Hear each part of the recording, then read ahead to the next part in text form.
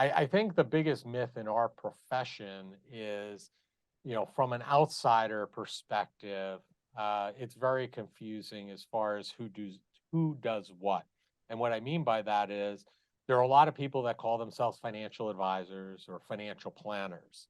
And the reality is they're not all the same and they're not all treated equal. And what do I mean by that? Well, first you have folks that call themselves financial advisors or financial planners that are really insurance salesmen. They sell insurance, which is fine. There's nothing wrong. Everybody needs and should have a quality insurance policy, but they're not really doing financial planning. They're really just filling a need, selling a product.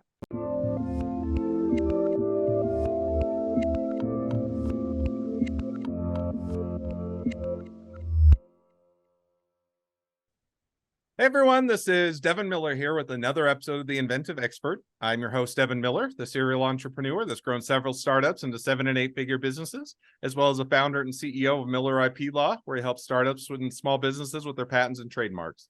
You ever need help with yours, just go to strategymeeting.com, grab some time with us to chat, and we're always here to help. Now, today we've got another great guest on the podcast, Larry Sprung. And Larry, we're going to be talking a little bit about the ever dreaded finances and financial planning. No, it's not dreaded at all. It's an important part of a business and one that usually everybody wants to avoid. But I think we'll get some great expertise and great tips on that. But we're going to be talking a little bit about why you should be doing financial planning with your business, how it's not all just about the money or just the budgets, and then also talk maybe a little bit about how you find that balance in life so that you're investing in the future in life as well as on the business and the financial side, and also talk a little bit about using a side hustle to reach your goals in the future. So it should be a lot of great points in discussion. And with that much as introduction, welcome on the podcast, Larry. Hey, thanks, Devin. Thanks for having me. I appreciate it. Absolutely. So before we dive in, and just as a quick reminder to the audience, so Larry was on our sister podcast, The Inventive Journey. So if you haven't checked that out, definitely encourage you to go do so. But for those that haven't had a chance to check it out or just want a quick introduction to you, tell us a little bit about yourself. Sure. Thanks again, Devin. Yeah. My name is Larry Sprung, and just to give you a little bit about me, I am a husband to my wife, Denise, of 23 years. I'm a dad to Zach and Jeremy, who were 20 and 17. And I am a family first guy. And, in my free time, you'll either find me with my family and or, watching or playing hockey. That's a family passion of ours. I played, my two boys play, and it's something that my family and I enjoy thoroughly.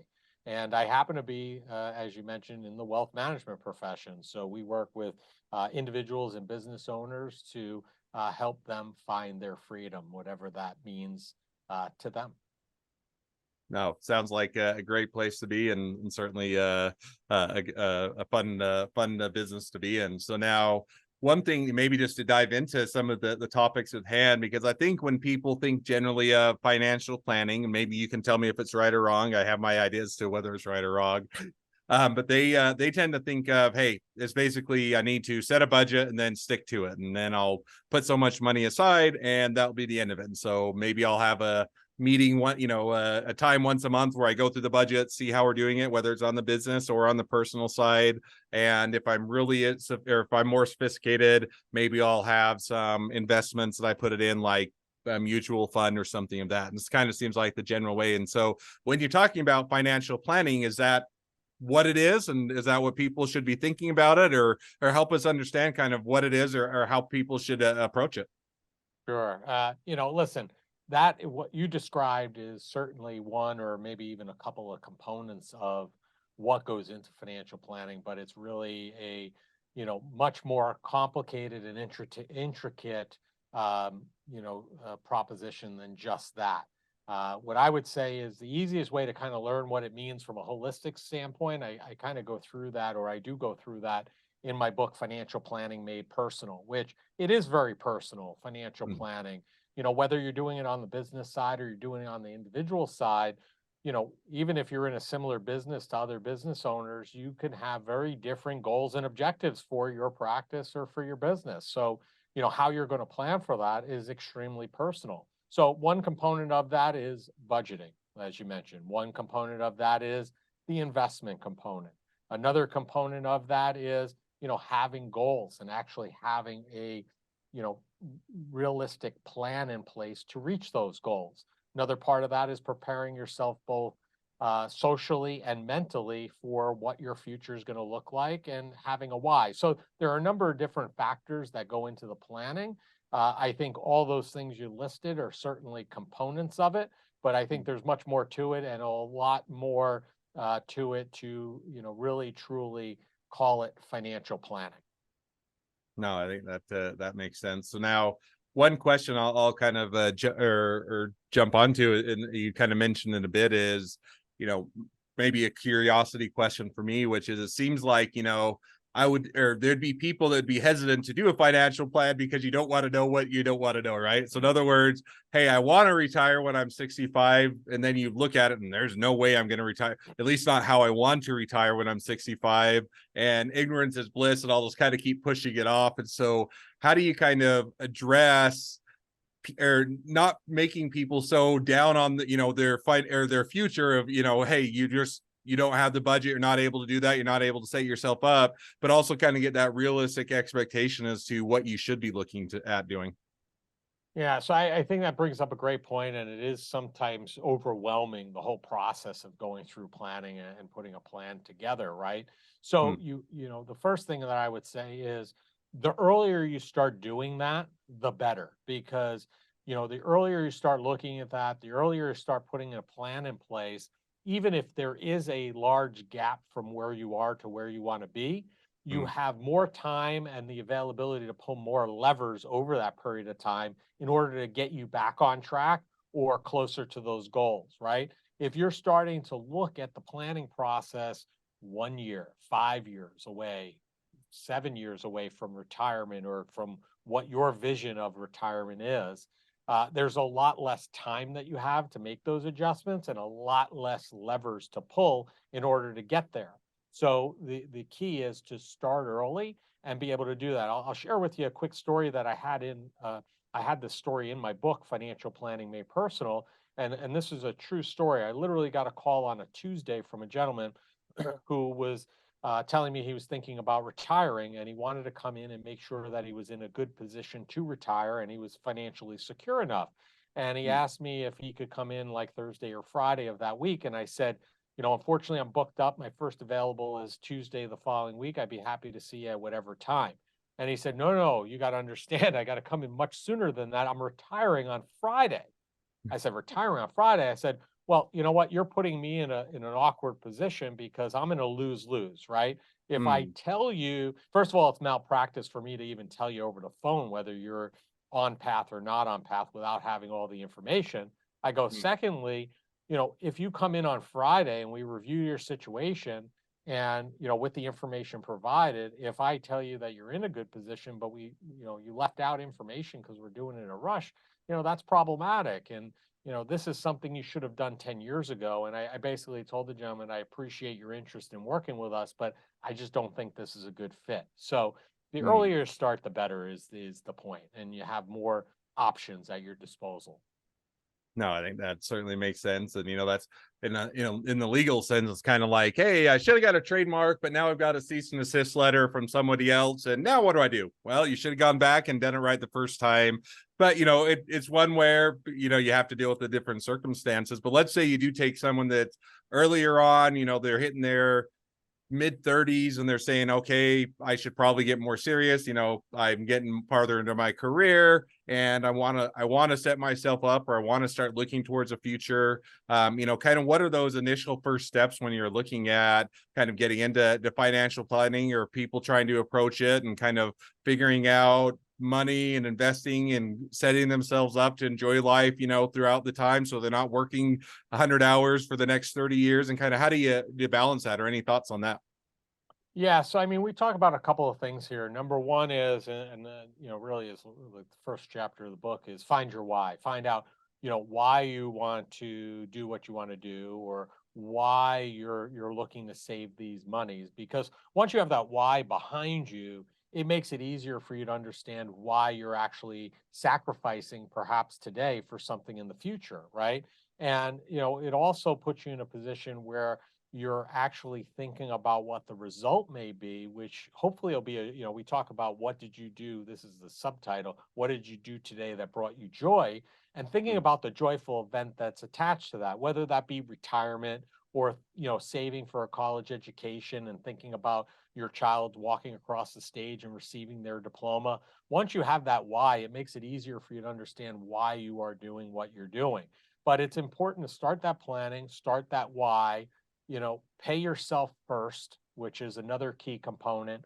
A lot of folks are not, they're have their income coming in, they're, taking care of their expenses, and then whatever's left over is left for savings. Well, instead of doing that, pay yourself first. Figure out a percentage. I think in The Richest Man in Babylon, they talk a lot about the 10% rule. Take 10%, pay yourself first, and then use the remainder to pay those expenses and whatnot. And start early, with compound interest, that is extremely helpful for you. The thing that people are going to realize is by having this plan and going through the process with an advisor and having a plan in place, it's going to be very freeing because now you're going to know exactly whether you're on track or off track. And even if you're off track in your early 30s, there's enough time and runway for you to make corrections to make sure you get on track. And you'll know what levers are good for you to pull in order to get yourself back on track. No, I think that that certainly makes sense. Now, let me ask, what are help us understand because I could generally see a couple whys. Generally, it's I want to retire and have lots of money, and I don't want to have to work until I die. So, is it? I would assume, but help maybe us fill in a little bit when you're looking at your why. Is it that simple? And everybody has the same why, or kind of how do people figure out what their why is, or what that motivation is? Yeah, I mean, whys can be very different from person to person, and whys can and will morph and change. Though there's an iterative process. What you believe is your why today may not be your why in 5 years or 10 years, and it may be situational. It may be some life experience that took place, or it may just be a little bit of a change in values over time. So it does change. It changes over time, and I talk a lot about I think this construct around retirement has come somewhat antiquated. I don't really believe in it. I don't think, whoever thought up this great idea, and I know it was at a different time, different life expectancies, but this whole idea that you go work for 20, 30, 40 years, and then all of a sudden you get to slow down or stop and enjoy life. I think that's crazy. I think really what we should be doing is figuring out a way to have work life harmony. Mm. I don't say work-life balance on purpose because I think that that gives it insinuates that something has to be given up in order to have more of something else. I think that work life should be harmonious. They should go together. And when you think about it in that framework, you don't have to think about it in terms of retirement and completely stopping to work, because if you're enjoying what you're doing and you're getting fulfillment out of it, you could work forever. Maybe you don't work as much, maybe you slow down. So, to answer your question, that why can be very different for everybody and it can change over time. But it's important to understand what that why is, at least today, so that the framework that the plan is based upon something more than just some, aspirational, I want to retire someday and have a lot of money. Well, what does that mean? What does retirement look like for you? What does a lot of money mean to you, right? To somebody, depending on where they live, $50,000 a year in income if they stop working may be perfectly fine for them. In other areas of the country and lifestyles, they may need $200,000. So that sum of money is going to be, very different about what that means. So it's important to start, pinpointing what that why is and quantifying some of these values so that they can be worked towards and achieved. Hmm. No, that makes perfect sense. Now, maybe just shifting gears a little bit, but I think kind of following along with that. And one of the things I think we talked a little bit about is, starting a side hustle. And sometimes that's a good way to help you move towards your goals and maybe also find some of that enjoyment. So kind of any thoughts or initial ideas on side hustles? Is it going to be a good thing? Is it a waste of money? Do you drain a lot of income? Can it set you up better for the future? Kind of or give us a little bit of your thoughts on that. Yeah, so I mean, side hustles are a good tool, a good arrow in your quiver. I think it depends on your facts and circumstances as an example, right? If you're an entrepreneur, which I know, you are, I am, and if you're trying to start or run a business, a side hustle to me in those cases is a little bit of a distraction, right? It probably will, take away from your ability to be successful in your business.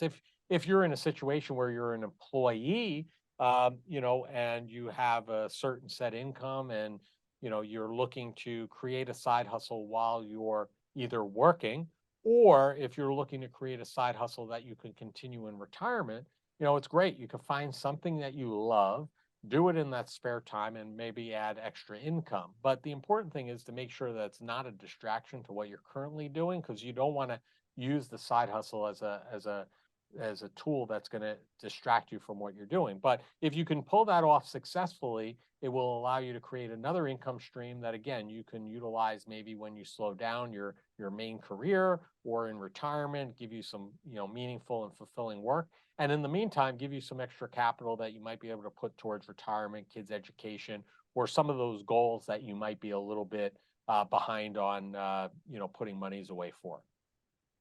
No, makes sense. Now, how do is there a time that you should be considering doing a side hustle or not? In other words, I could see people as they get further into their career, they're worried, hey, if I do a side hustle or if I go and invest, part of my savings into this unknown business, I might mess up my retirement or I might not have enough. So if you're getting towards the end of retirement, should you not think about it? Or is it something that, can set you up so that you have a continued income stream as you move towards retirement, or no right answer, or everything and Yeah, all the no, above, or any thoughts? I think Devin, like anything else, if you're going to go in that direction, I think it's important to plan for it, right? If this is something and a goal that you want to do and you know it, then set it up as a goal and start putting money aside to fund that opportunity, right? Get an idea of what it's going to cost for you to launch that, and try to pick something, hopefully, maybe or align with something that has a low barrier to entry. That's not going to be a cash intensive type business at the outset, and give it a whirl in a meaningful way that'll let you see if this is something you want to do before you sink in the money. But I think, to your point, I think like anything else, as long as you plan for it and you have a plan and an amount of money that you're going to allocate to it, and that's what you're going to utilize to get off the ground, that's fine. Make sure in your example, like as you're getting closer to retirement, it's going to be important to make sure that if you're striving for retirement, that you have enough money saved for that, irrespective of this money that you may be looking to set up an additional business. So as long as you're prepared for that phase of your life and there's extra monies for you to put away towards that other goal of starting this business, then that's fine, and it doesn't matter what stage of life as long as you plan for it appropriately. No, I think that makes sense. Now, one of the other things that we talked about as well is, part of planning maybe for retirement is you also need to kind of prepare on the social and the mental aspect as well. So give us a little bit of an insight. Is it really just, is retirement just, hey, as long as I have the money aside and I'm ready, I can sustain my lifestyle, that's all I need to worry about? Or how do you go about preparing on the social and the mental side as well? Yeah, I mean, I think it's as important that when you start preparing for the financial aspects, again, if you're striving for, this period of retirement, it's important that as soon as you start planning for the financial aspects of it to make sure you're financially prepared, you also have to start preparing yourself mentally and socially. And I think to some degree right now, there's this impression that people are working longer and later in life because they need the money, they need the income. And don't get me wrong, I don't want to minimize. There are certainly folks out there that need to work much later in life because they need the income stream. That's absolutely true. But there are far great number of people that are also continuing to work because they don't want to lose that identity. They don't want to lose that camaraderie. They don't want to lose that ability to go into the office and that, mental stimulation. So it's Hmm. important that if you want to go down that route, that when you start preparing financially, that you're also preparing yourself mentally and socially. And what does that mean? Make sure you start to plug into social circles that are outside of work, right? Because again, if you're in an office 30, 40, 50 hours a week, those are the people you're spending the most time with. When you retire or leave that company, you're not going to have those folks around most likely. So you're going to need to have other social circles. So find those hobbies, those things you enjoy, connect in Hmm. with those circles, whether it be golf, fishing, volunteering at your place of worship, or charitable, endeavors, or pickleball even. Tap into those, start building up a community there, so that when and if you do either slow down or retire fully, you have an instant place to start doing some things on a regular basis, fill that 20, 30, 40, 50 hours a week with meaningful stuff, and not find yourself sitting in front of the TV for long periods of time, which is not going to be very stimulating or motivating for you or your life. No, I think that's some great insight and great takeaways. Now, one of the things I always like to, I'd say, I don't know, focus on, but learn from. We'll say learn from, because that sounds better. Is some of the mistakes that we make, and we always go through our life trying to avoid making as many mistakes as we can, and try and minimize those. And don't disagree. Don't go out and intentionally try and make mistakes. But when you make the mistakes, it's always good to learn from them. So as people are kind of looking at financial planning, they're looking at whether it's retirement, whether it's investing, whether it's setting themselves up, whether it's getting that right balance and all those things. What are some of kind of the common mistakes that they tend to make? Yeah, so I mean, one of the biggest mistakes that we see, or challenges, I should say, is people don't start early. They don't start early enough, and they don't realize or understand the benefits of starting early and compound interest. How many times do you see somebody who's just, maybe graduated college or come out into the trades, and now they're working, and you talk to them, or they're supposed to set up a 401k or a retirement account, and they don't. They say, you know what, I'm going to Mm, wait and do that later when I'm earning more money. And the issue there becomes, number one, is they're losing the time value or the benefit of compounding on that money by starting today. Number two, this perception that they have that they're going to do this when they make more money. The reality is that at that period of time, they're probably going to have a lot more responsibility and a lot more financial responsibility, right? Think about it. You come out of school, you start your first job, then maybe you buy a property or a home, you have a mortgage, more responsibility perhaps. Maybe you find a significant other, have children, etc. So now you have, even though you're earning more money, you have more pulls at those same resources. Why not start earlier in your 20s? Start putting as much money as you possibly can away while you don't have those financial obligations. mm, And there's proven calculations that if you put in money between 25 and 45, you could put away significantly less over that 20-year period than if you were to first start at 45. You'd end up way ahead of the game, because you're getting an extra 20 years of growth out of those funds. So that's a big mistake that we see, that people think that they shouldn't start early. Start early. Even if you don't think you can afford it, put it away, learn to live on a lesser amount early on. You're just going to put yourself in a much better financial position going forward. no, I think that is or some great piece of advice. And I think, as with many things in life, rather than pushing it off, even if that seems easier at the time, it's better to have a plan, get that in place, and know what your strategy is going forward. So, well, now as we're already feels like we just got started with the conversation, but we're already reaching towards the end of the episode. I always like to ask one question at the end, so we'll jump to that now. So the question I'd like to ask is, within your industry, what is the biggest myth, and why is it wrong? Yeah, that's a great question, and I think the biggest myth in our profession is, from an outsider perspective, it's very confusing as far as who does what. And what I mean by that is, there are a lot of people that call themselves financial advisors or financial planners. And the reality is they're not all the same, and they're not all treated equal. And what do I mean by that? Well, first you have folks that call themselves financial advisors or financial planners that are really insurance salesmen. They sell insurance, which is fine. There's nothing wrong. Everybody needs and should have a quality insurance policy, but they're not really doing financial planning. They're really just filling a need, selling a product, which gets confusing, right? Then, and then you have other advisors who are on the opposite side, that they may work for a large financial institution where they're predominantly investment driven.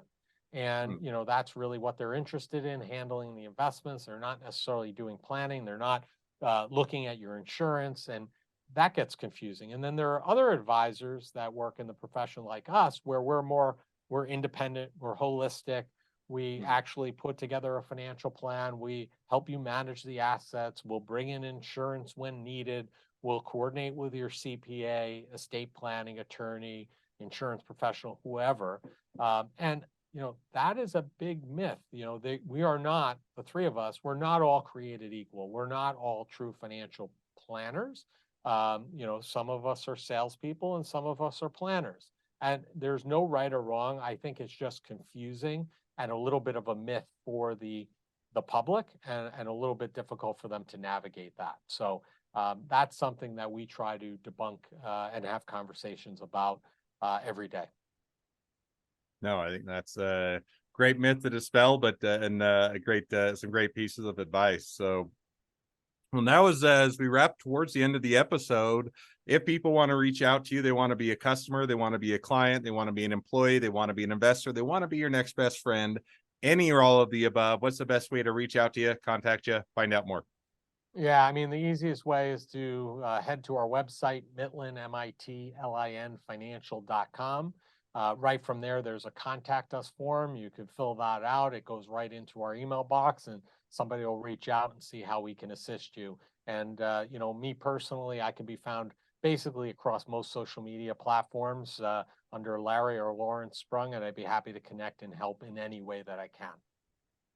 Awesome. Well, I definitely encourage people to reach out, make a new connection, and if nothing else, make a new best friend. So with that, thank you again, Larry, for coming on the podcast. It's been a fun, it's been a pleasure. Now, for all of you that are listeners that are out there, if you can help us to share this expertise with even more startups and small businesses by clicking share, subscribe, and leaving us a review, it helps us to reach even more startups and small businesses to help them along their journey to success.